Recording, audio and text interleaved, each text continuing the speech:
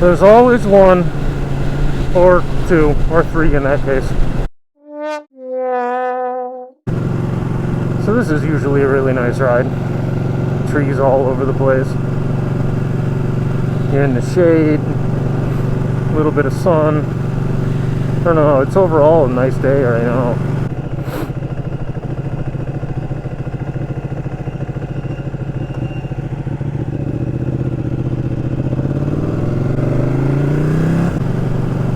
Today is the day after the Chicago Blackhawks won the Stanley Cup.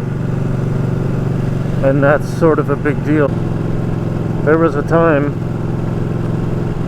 my brother-in-law always brings this up, you could walk into the United Center 5 minutes to game time and get an $8 student ticket. And then if the game was televised, they'd tell everybody to come down to the 100 level. And by televised, I mean the game was televised in another city. Because the old owner of the Blackhawks was terrible and blacked out everything in the area, saying that that would spur more people to come to the stadium, which is the dumbest thing ever, because, well, first of all, the team was terrible, and everybody was upset, saying, well, I want to watch hockey, but you're blacking it out. Why would I come to the stadium and pay you to watch a terrible team? The whole city of Chicago basically waited for that owner to die. And when his son took over, the first thing that he did was say, we're going to get hockey back on TV.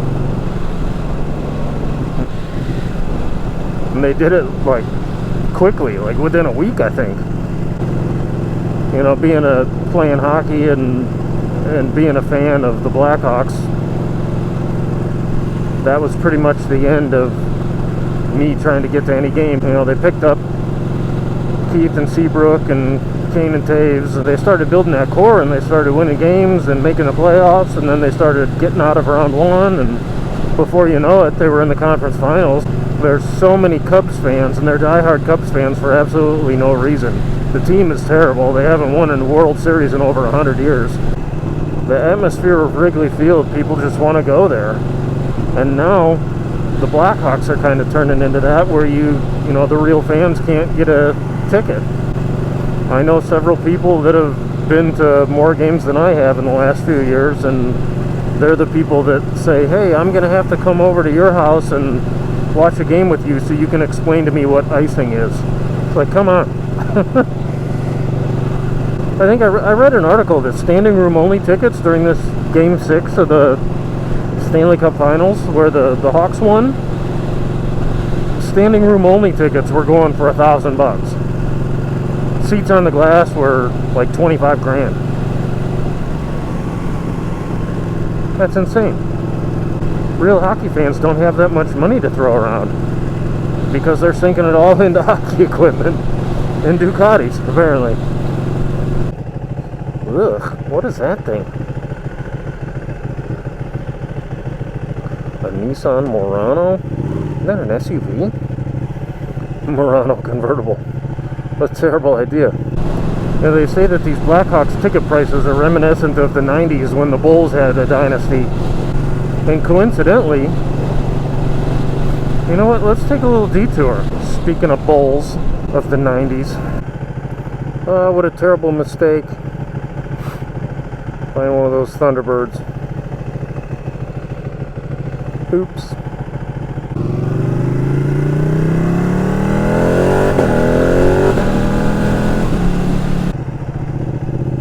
Point lane? You mean point guard lane, am I right? Well, there you go.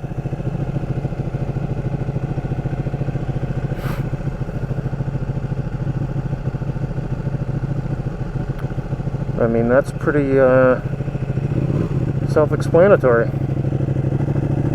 I think in a lot of ways you can relate Michael Jordan to Jonathan Taves.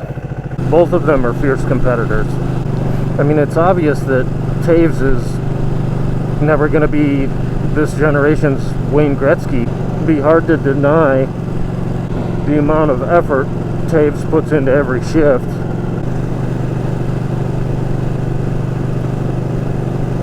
Oh my.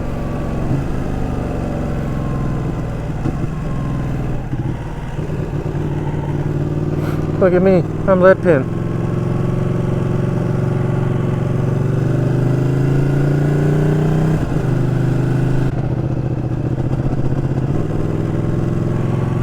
It's kind of funny, a guy on a motorcycle pulling into the Costco parking lot. It's not like I can carry a 5-gallon bucket of mayonnaise back home.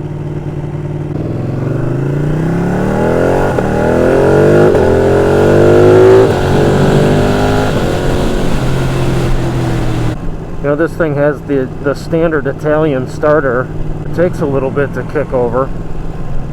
And my dad sat on it for the first time. We met at a restaurant, and the bike was off.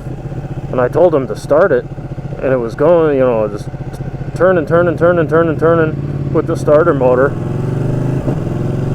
So, being the old motorcycle rider that he was, he gave it a little bit of gas, which turned out to be like $7 grand. When it started, it just made the biggest racket. You can just see surprise.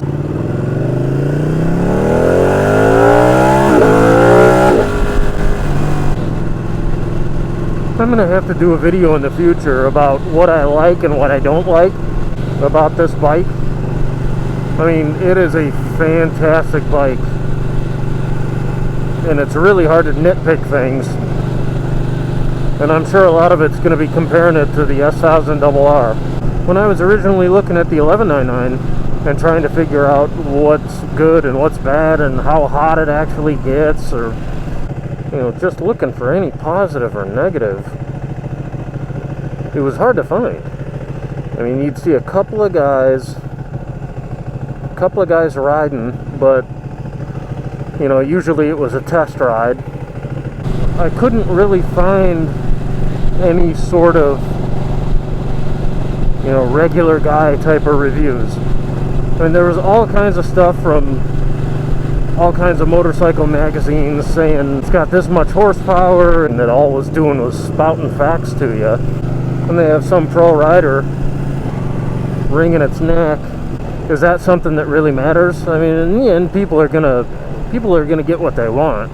And obviously, the S1000RR is ugly as hell.